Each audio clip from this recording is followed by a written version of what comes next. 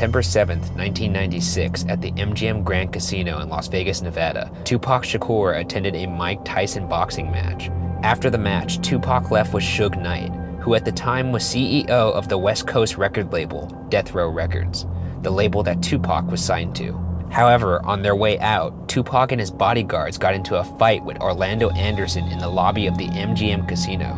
In the lobby? In the lobby of the MGM. Orlando Anderson was a member of the Compton-based Southside Crips gang. After the brawl, Suge Knight and Tupac left in Knight's car with Tupac's entourage following in cars behind them. While stopped at a traffic light at the intersection of Flamingo and Koval, a white Cadillac pulled up on the passenger side of Knight's car and shot out of the window, hitting Tupac 4 times and grazing Knight in the head with a bullet fragment.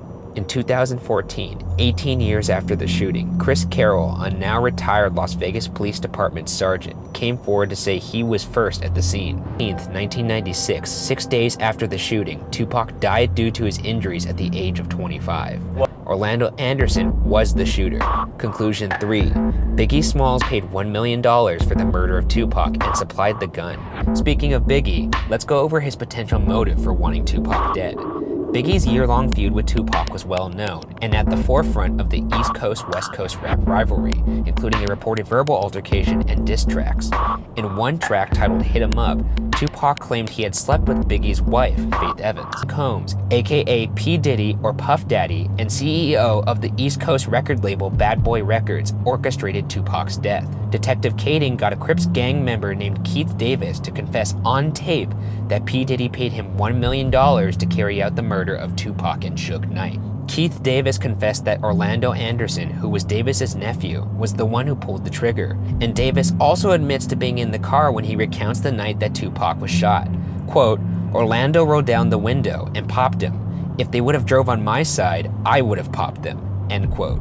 Keith Davis claims the motive behind P. Diddy's hit was due to fear that Suge Knight would strike first, and that Tupac was only included in the hit because P. Diddy was pissed off about Tupac's song Hit 'Em Up. Furthermore, before Tupac was killed, he was shot multiple times on November 30th, 1994 at Quad Recording Studios in New York City. Tupac repeatedly stated that he suspected people associated with P. Diddy were the perpetrators, a suspicion corroborated by a 2011 confession from Dexter Isaac, who claimed he was hired by a P. Diddy associate to rob Tupac that night.